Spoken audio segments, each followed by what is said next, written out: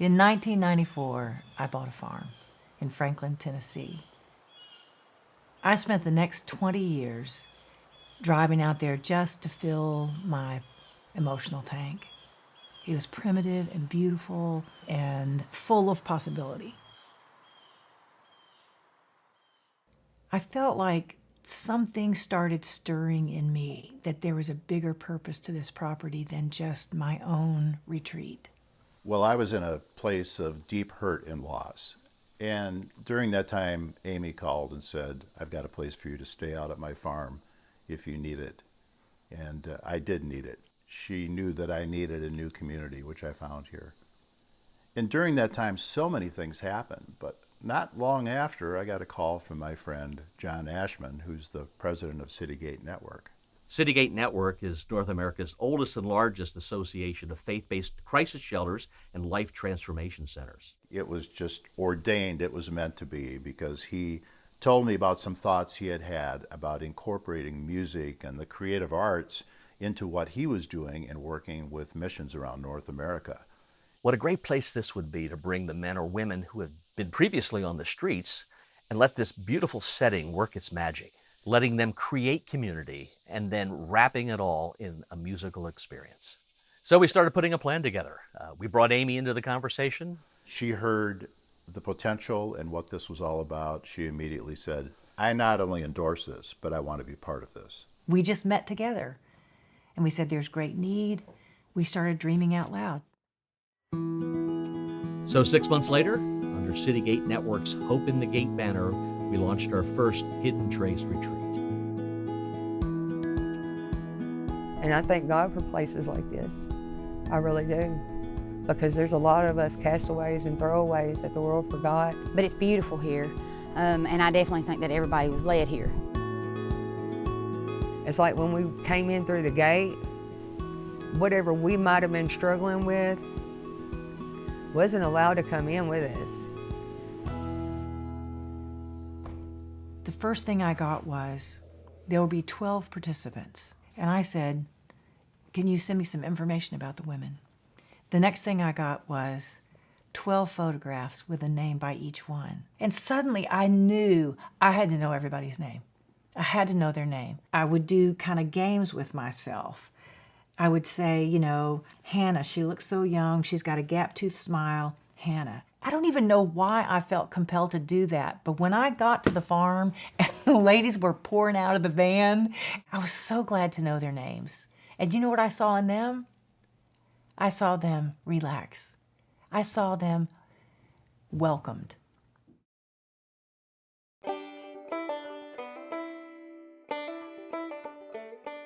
Being in this setting is so beneficial for them because it takes away the pressures of being in the program. They're out in nature and they can just kind of relax.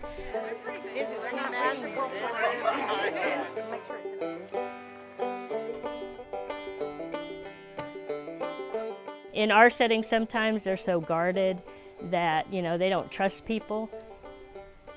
And so they really aren't that open. I mean, I think coming here, they just felt free to be who they are.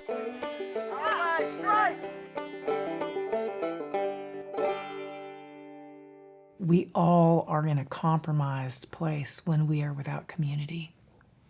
And when a person's without community for a long time, with no safety net, they wind up places they never thought they would go. And I just love creating environments where people have the chance, someone's going to listen long enough to say, when I was 5, my home stopped being safe. I didn't grow up in a good family. Both of my parents are addicts. At 16, my grandmother died and she was my rock, and I started getting bad off. I started drinking.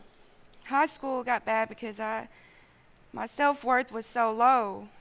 I just didn't love myself and ended up in a lot of bad situations with a lot of bad people. I ended up doing drugs. I ended up getting into self-harm. I tried to kill myself a lot in high school. My dad has always been an alcoholic. First time I did meth, I was 11 years old. for them to have the courage, you know, to step out and tell people what their story is. It's healing, and to see them do that, I know that they're growing and they're healing. And so yesterday when they went around the room and nobody was even shy even to say anything, they just stepped up. Oh, my turn, here's my story. And so that just blows me away, the courage that they have. I don't even remember when it started, but I was sexually abused by my father. I tried to kill him when I was 12. I tried to shoot him. Let's just say I have 7 children, but I only have 2 that are alive. I've had one that was murdered at 6 months old.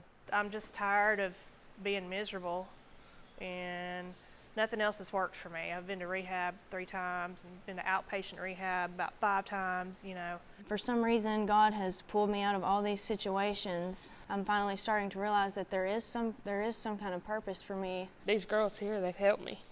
They help me every day. They were there for me. They took all this and made something good out of it. I can't even explain it. So I just want to praise God because I am so happy to be alive, and I'm good with whatever He's got for my life because He is so good. There's a misconception on drug addiction and alcoholism and, you know, people who have just lost their way. And it can be anybody. We've had people, you know, college degrees, you know, master's degrees, you know, attorneys. You know, it affects everybody. Homeless people across America have what Madison Avenue would call a PR problem. We objectify them, the homeless, the addicted. But when you know the name of a person and you call somebody by name, it's like flipping on the light switch in a dark room. So we have somebody in our office who's great with calligraphy. This person wrote everybody's name on a card, and underneath the name, they wrote the meaning of the name. Sparkling and pure. Sparkling and pure.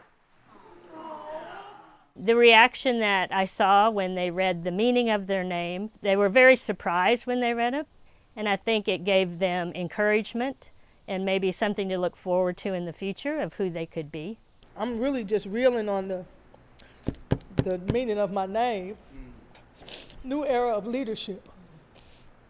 Because I know I have leadership ability, leadership qualities. And I don't want to leave this earth not knowing a God that is almighty, all-knowing, and all-powerful.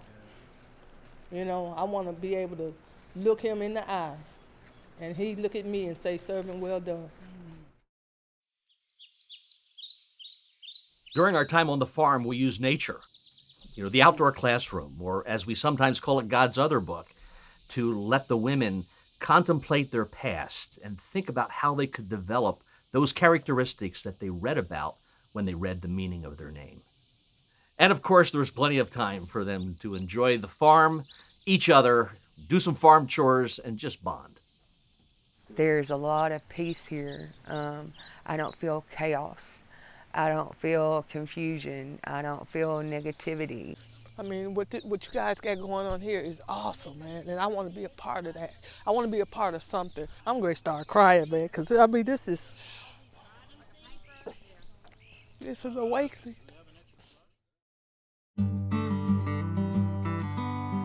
We knew when we started planning this retreat that we wanted to create an unforgettable musical experience for everybody here. I think every gathering should include music.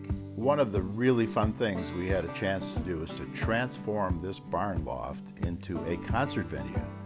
You know, people often say music is the universal language, and it really is, because it has such a power to connect us. It has the power to capture story and to tell it in a way that others can relate to. We have been very fortunate to live in Nashville and work with some of the world's best in music. This town is really known for its songs and its songwriters. So we invited some great Nashville songwriters, Mark Elliott, Cindy Morgan, Jonathan Kingham, to come and listen to the women's stories. They were able to actually sit with these women the day before the concert and hear them pouring out their hearts and telling their stories. They went away and crafted these fantastic songs. And so then when we put on the show in the barn that night that we were going to invite everybody to, it wouldn't just be music. Some of the music would include the stories of the women that were there. It was an unforgettable evening. It was phenomenal. It was far beyond any of our expectations. I cried for help, nobody heard it. Convinced myself that I was worthless. The road through hell turns out it's worth it. It ain't in vain when the pain has a purpose. It was, I think, a moment for them where a lot of the pain that they had been facing and dealing with kind of came out and said, there is a purpose in what I've gone through. There is meaning in the struggles of life, and it's bringing me to this place of hope. Wrote it all down in tattoos on my arms. Wrote it all down, scars on my skin. Wrote it all down, trying to love somebody. Wrote it all down, getting hurt again. That's not the end of my story. That's not where the period goes.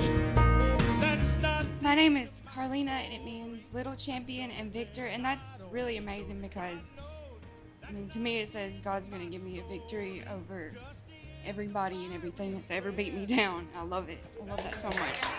When you are in a place of need and you have somebody reach out a hand to say, I want to help, I want to encourage, I want to be there for you. You know, to be in that position is a great honor. The honor, though, is one of humility. And it's very humbling to be able to be used in some small way to bring that encouragement to others who are in a desperate place. You shine a whole new light, a light the dark can't overcome. The day the retreat ended, this is a text I got. Hey Amy, John Ashman here. I was down at the barn at 5:15 this morning starting the coffee. I opened the back doors and saw Deborah at the fence looking down the archery field just as the morning light was starting to cast its first beams across the grass. I walked toward her and softly called her name. When she turned around, she had tears running down her cheeks. She said, I am so happy. The peace of this place is so amazing. God is here. I didn't know it was possible to be this content with my life. And as long as I can remember Deborah's name, I'm going to pray that that peace follows her.